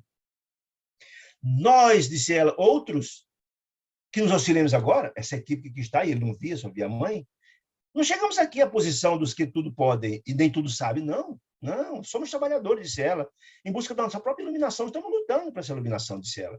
Sem abalos e sem milagres, adquirindo valores novos com trabalho, ao preço de um grande esforço, um grande sacrifício, edificando o nosso espírito para Deus. É uma grande luta, nós estamos nos transformando, lutando, porque a felicidade é meritocrática. Quanto mais se planta a boa semente, mais colhe o bom fruto. Que dizer isso em outras palavras? Né? Acreditaste, meu filho, porventura, que sua mãe estivesse no paraíso, nos céus, em gozo, beatífico, naquela visão romântica dos céus, e todo mundo está lá, não faz nada, no ócio, não se preocupa com ninguém? Você acredita nisso? Que é a crítica que fazia lá Gotuso atrás, de que se vende um céu equivocado, como se Deus fosse insensível e preparasse os céus dos eleitos, ignorasse os filhos sofredores, insensível, egoísta e ocioso? Ela está dizendo isso para reforçar essa ideia, né? Imagina que eu estava lá, em gozo beatífico, inteiramente esquecida de seus imensos débitos, do meu filho que está numa situação dramática nas redores das sombras. Imagina que isso ia acontecer? Não, isso não existe. Para com todos aqueles que eles partilham o afeto e a luta, vão estar indene ao seu sofrimento, né? No serviço salvador da carne? Não, meu filho, isso não existe, disse ela. Admirarias acaso que apenas o carinho maternal me garantiria a posição definida no campo celestial? Não, de jeito nenhum. Não, Domênico. Horizonte diverso abrem-se para vossas almas. Não tem nada perdido, meu filho. O infinito, o universo é infinito. Todas as possibilidades estão postas. Nossas existências, disse ela, são dias abençoados de trabalho. Ao sol do dever, disse ela, a chuva da experiência, disse ela, construtiva, desabrocham e crescem nossas faculdades divinas para a eternidade. Ela dizendo para o filho, reforçando a ideia da renovação da transformação. Né? A verdade, disse ela, que os erros deliberados turvamos a consciência, é fato, compelindo-nos a gastar valiosas possibilidades de tempo, disse ela, na luta regeneradora. Mas o Senhor, mas Jesus, jamais nega recursos de retificação, de transformação, de renovação aos que rogam socorro, disse ela. fiel de reconquistar a harmonia divina. Quem deseja, que roga ao Pai, todos serão assistidos, em outras palavras. Após a travessia do túmulo de Cela, continuamos trabalhando, ninguém morre, não existe isso. Iluminando e redimindo. O trabalho continua, né? Para os que desejam, claro. Né? Não desejaria, meu filho, portanto, aderir ao trabalho ao lado de Jesus e renovar-se? Aderir ao nosso trabalho de serviço de elevação, de transformação, buscar felicidade? Não aprenderás a fugir ao ciclo das sombras, que você está envolto com tanto sofrimento, a fim de ganhar, disse ela, os caminhos bem-aventurados da luz? Isso feito por uma mãe com amor profundo e sublime no momento desse, gente, isso tem um papel de transformação profundo, profundo. Esse apelo da mãe carinhosa, de quem muito que ele estava vendo, era maravilhoso. O olhar do infeliz adquiriria diferente expressão, de brilho diante das palavras, provendo do coração amoroso de mãe, o amor mais sublime que existe. A palavra incisiva e branda de Ernestina transformou-lhe a mente, tão revoltada de antes, agora esperançosa e desejosa de mudança. Pouco a pouco, reconhecendo o efeito das suas advertências, continua Ernestina a falar. Não seja a recordação angustiosa. Não, esquece isso. Né? Nos tempos de obstáculos. Não. Insuportável a realização de que necessitas. Pense no presente, uma possibilidade de renovação. Todos aqueles que nos a quem feriste no passado, conforme a narrativa de Luciana, não desapareceram, meu filho, estão vivos, tanto quanto nós, disse ela. E nós, na condição de servir humilde, podemos buscar os credores a quem devemos de outra época e que precisamos reparar nossos erros, atendendo em teu próprio benefício. Ou seja, se você se redimir e trabalhar para renovar-se, pagar, redimir, junto a seus credores, o maior beneficiário é você. O portador do bem que passa por nós somos o maior beneficiário do bem que fizemos a outrem. As exigências de resgate necessárias. Luta-se, renove-se, transforme-se e vá reparar seu erro do passado, que você será o grande beneficiário do bem que vinha fazer aos outros. Isso que ela quer dizer. Né? O bem é essa coisa extraordinária. Quanto mais se faz, mais se recebe. O êxito, entretanto, meu filho, pede um coração ardente na viva fé. Tem que ter fé. Você vai enfrentar muitas dificuldades. E um cérebro desassombrado para bem praticá-lo. Ou seja, está nos dizendo o seguinte, que ele vai enfrentar momentos muito graves, porque é acolher tudo que ele plantou outrora, mas pode se redimir, se transformar, dependendo da vontade e do desejo deles, que ela está dizendo, a mãe, né? Sem a esperança, meu filho, o espírito de serviço dificilmente saudará esse débito. Não. Passado que te prende a alma às esferas grosseiras, disse ele. Só a esperança e a fé vai nos levar em frente. A fim de conquistar esses valores, semelhantes valores, disse ele, da eternidade, do infinito amor de Deus, é preciso perseverar. Não te encarcere, se prenda em ponderações da natureza humana, vendo sacrifícios que você vai enfrentar, onde você deveria ver oportunidades sublimes de ventura e redenção. Não, não. Quando o sacrifício e a dificuldade chegar, encare com resignação e coragem, porque isso não são sacrifícios, são oportunidade de redenção. Se a consciência te acusa, meu filho, dos seus erros, roga a Jesus, que orvalhe o teu íntimo e santifique a esperança. Olha que coisa linda. Basta uma gota desse rocio, desse orvalho sublime divino. Basta uma gota para que o seu deserto do seu coração floresça e frutifique. Olha que coisa linda. Em bênção de paz e felicidade, rogue a Deus. Deus nunca falta, rogue a Jesus. Basta um orvalho, uma gotinha desse rocio sublime para seu deserto do coração floresça e frutifique. Coisa mais bonita. Não desanime, Domênico. Deus permite que a alvorada siga a noite escura, ou seja, que a luz sublime vença a noite, a escuridão. Por que não confiardes, você, de maneira absoluta no supremo poder, em Deus? Somos nada, meu filho, diante do Pai misericordioso, que tudo pode. Tudo pode. Deixa a gente confie nosso coração a Ele. O Pai amoroso sempre assiste a todos os seus filhos de forma absolutamente igualitária. A presença da mãe, diz André Luiz, mudou completamente ao estado de espírito daquele sofredor. E aquele sofredor, como um náufrago de ser, desesperado, atingiu, na companhia da mãe, o porto seguro, se sentiu tranquilo, fortificado diante da mãe. Né? É confortante esquecer as palavras odientas e blasfemas de há pouco, contra Deus, contra todo mundo. De minuto antes, e conchegar-se ao coração materno, rogava, minha mãe, o infortúnio colheu-me, minha mãe, o espírito desafortunado. Não me abandone, minha mãe. Mudou completamente a psicosfera dele. Agora, angustiado e pedindo à mãe, implorando socorro e assistência. Disse ele: não me abandone, mãe. E ela disse: nunca, meu filho, nunca, nunca. Sufocando as suas próprias lágrimas. A mãe emocionada naquele momento. Peço, porém, meu filho, que jamais abandone a Jesus, o nosso mestre, a quem devemos tudo e a quem recorremos, que é o divino médico das criaturas. Então, quando diz Jesus, são os doentes que precisam de médico. Esse é um doente da alma, precisando de médico. Do socorro divino, precisando do remédio do pão celestial, do pão do Espírito para renovar e fortalecer seu espírito, né? Sim, disse ele, Domênico, em pranto forte, Jesus, nosso mestre, nosso Senhor. Você mudou completamente a atmosfera dele. Fizeram-se longos instantes de silêncio, de olhos lacrimosos, perdidos agora no espaço. E a gente vai ver agora a ligação dele com Zenóbio, porque o carinho imenso de Zenóbio e o desejo de socorrê-lo. Agora no espaço, passagem longe, ele contemplando passagem longe, disse: minha mãe, que saudade das minhas preces. Quando criança, neste tempo tão longe, ensinava a senhora quando criança a ver o Criador do universo em todas as dádivas, as orações. Interessante essa informação, que quando criança com a mãe, fazia orações. Como o padre esqueceu de fazer oração, fazer prece. É interessante essa observação. Ensinávamos a ver o Criador do universo em todas as dádivas da natureza. Meu coração banhava-se, mãe, quando criança. Feliz, na fonte, da cristalina confiança e do amor, da simplicidade, habitava minha alma venturosa. Naquela época, quando eu era criança, disse ela. Depois, do veneno do mundo, perverti-me. Como ambiciosos, maus.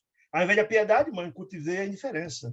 Ao invés do amor fraterno, legítimo e ativo, coloquei o ódio inexorável aos semelhantes. Ocultei o coração e exibi a máscara. Ou seja, é aquela história do lobo travestido de cordeiro, né? Fugi, mãe, às verdades de Deus e fantasiei-me de humanas ilusões. Por que fraquezas singulares pode o homem operar semelhante pergunta? E você falando da mãe, dizendo a saudade da época, quando criança, que fazia as preces por ela. Por que menosprezar a mãe, os tesouros da vida eterna? Que eu tive acesso, né, quando criança. Por sem nos engano, disse ele.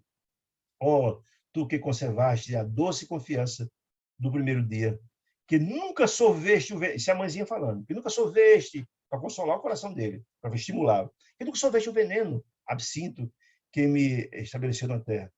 Faze-me esquecer, por piedade, o homem cruel que eu fui. Ele dizendo para a mãe, né? Desculpa, ele dizendo para a mãe. Faze, mãe, me ajuda para esquecer esse homem cruel que eu fui. Que eu fui, porque está dizendo que eu fui porque ele está começando a sentir que a mudança está se transformando no seu coração. Ele já está em fase de renovação, porque ele não era o mesmo homem de uma hora ou duas atrás. Não, que eu fui. Mãe, me ajude a passar esse momento, disse ele, lembrando com saudade das peças. Anseio de retornar à serenidade, disse ele, a sede de tornar-se a fé viva, de retornar à fé viva. Estava ele angustiado e cedendo isso. Ajuda-me a dobrar os joelhos, a rezar de joelhos, como fazia outra hora novamente, e a rezar de mãos postas, minha mãe, para o Pai dos céus, que me faça esperar, sem aflição, e esquecer o mal, se olvidar o bem. Ou seja, é um momento sublime, meus irmãos queridos, um momento sublime de renovação, conseguido através da intercessão de Zenóbio e daquela equipe, pedindo a Deus que transformasse, da catarse absolutamente necessária, da leitura do livro da vida, feita através da clarividência de Luciana, dizendo a ele claramente que a culpa era de Deus pelos padres que ele estava colocando, né? Que era enganosa a ideia de que tinha sido absorvido todos os débitos. Não, está tudo registrado na sua mente, né?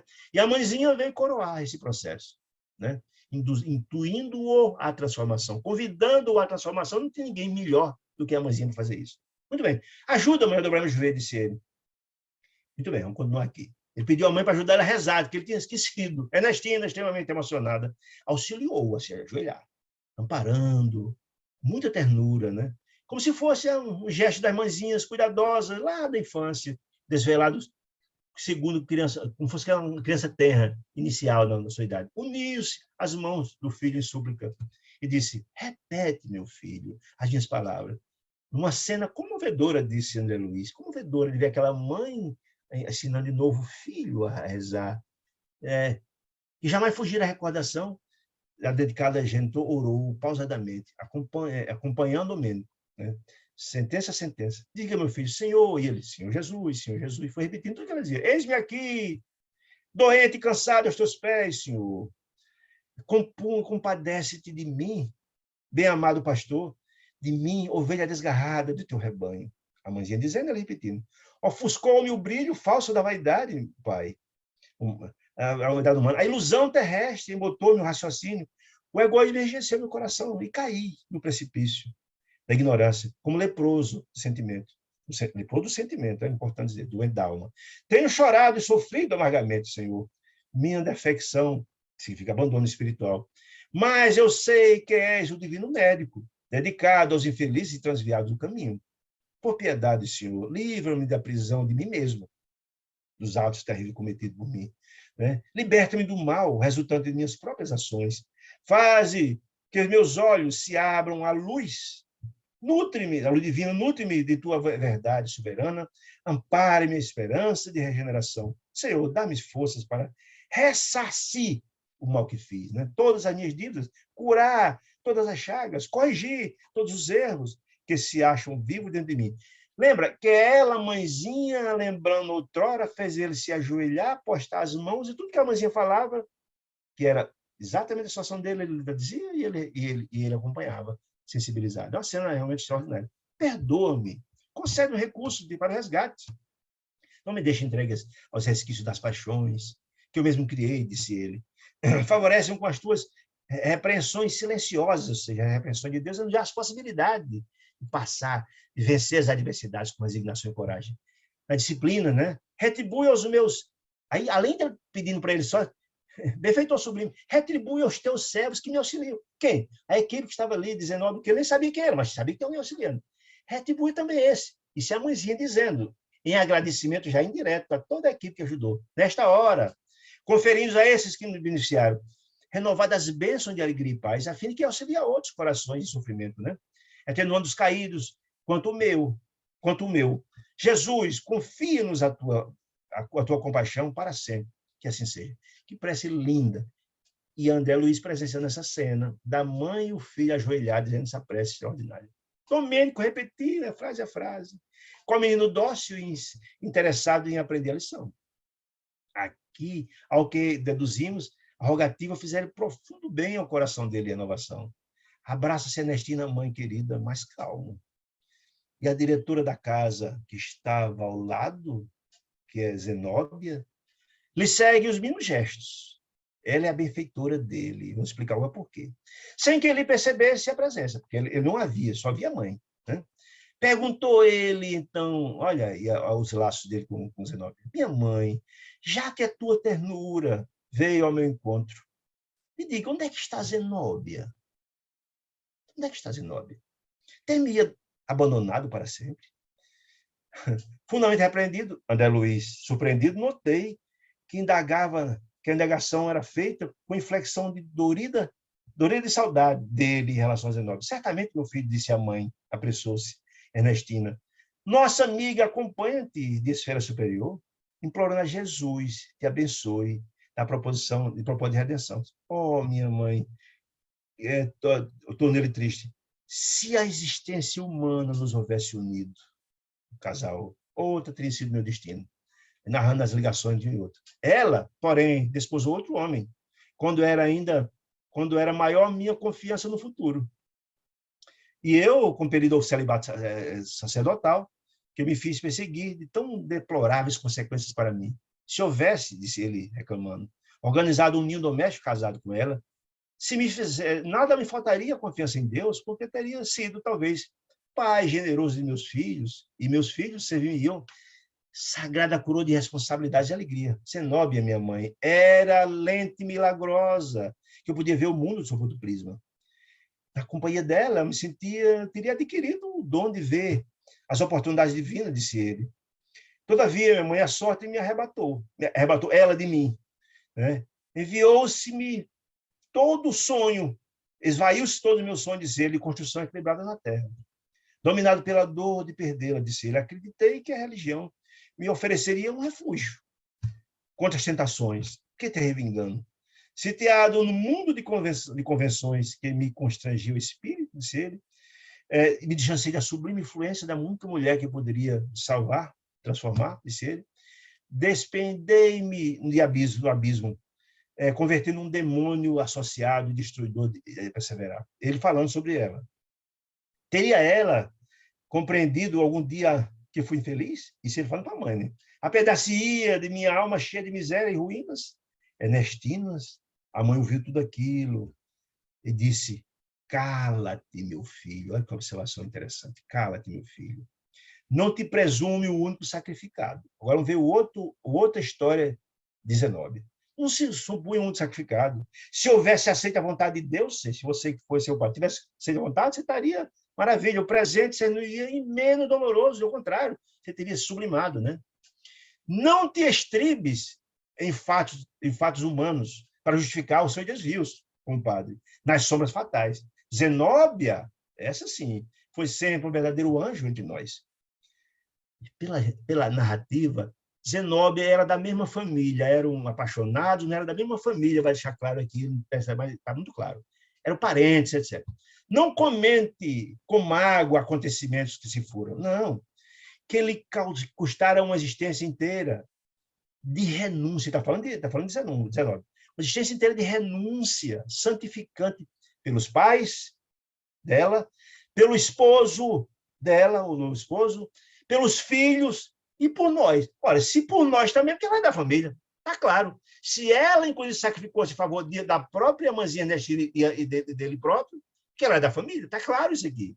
Entretanto, atalhou ele. Tínhamos um sublime compromisso, minha mãe, desde a infância, desde a primeira mocidade, um paraíso de promessas mútuas, né? Colocando-lhe o indicador sobre os lábios, a mãe mandou ele se calar, acentuou.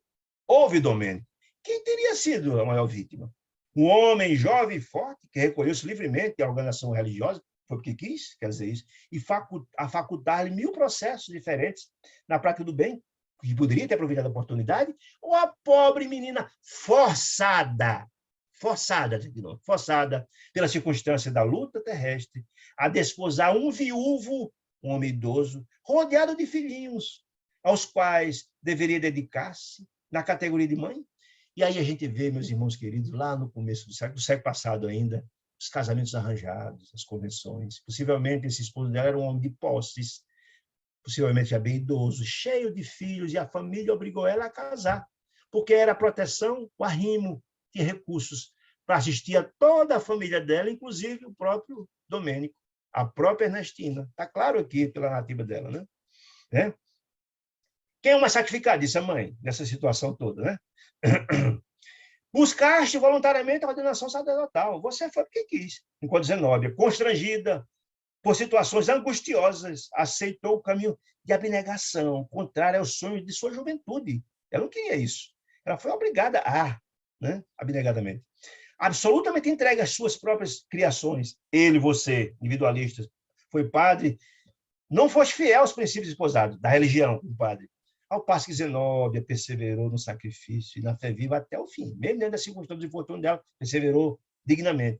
Embora esmagada ao peso das diárias humilhações do seu ideal de mulher. Menina jovem, apaixonada, que deixa tudo o que queria, os seus sonhos, para seguir a imposição da família pelo bem-estar da família num casamento arranjado. Quer dizer isso. Erraste, disse ela, para satisfazer a ti mesmo, um erro seu. Incapaz de acalmar as paixões inferiores que ardiam em teu peito, enquanto que nossa venerável amiga aceitava humildemente as circunstâncias que lhe atormentavam o ser. Anos seguidos, disse ele, em benefício de nós, dando claro que é da minha família. Pondera, Domênico, quem teria sido a vítima dessa história? Poderemos comparar a abnegação com a insensatez? A abnegação dela é a sua insensatez, disse ela. Se ligava os dois, ela, e dessa situação, Zenóbia, ouvindo esse relato, uma situação dramática, pelo fio doloroso do romance, André Luiz dizendo, né? Que era desconhecido por todo mundo que estava ali. Domênico escutou urgentemente as observações da mãe, calou-se, dizendo, considerou como isso. É verdade, minha mãe, é verdade, você tem razão, né? Aí a mãe disse, é verdade, compete agora a você, disse ela, avançar para alcançá-lo, ou seja, trabalhar para renovar-se, para encontrar lá o seu amor da sua vida lá em cima, se conquistar o espaço que ela conquistou até agora.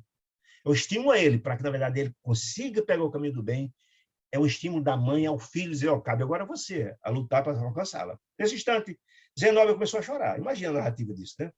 O rosto debruçado sobre ela, em obediência ao vigoroso desejo da diretora da casa, gotas de pranto do rosto dela caíram sobre a face de Domênico, né? E ele então fixou, ele só via a mãe, olhou os olhos da mãe, escuta, mãe, a senhora está chorando, essa lágrima é sua? Não, não é. Mas quem está chorando?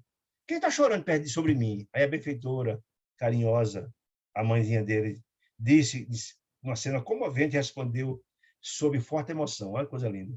Os anjos, meu filho, choram de júbilo nas regiões celestes, quando um coração sofredor levanta-se do abismo. Olha que coisa linda. Isso são choros dos anjos.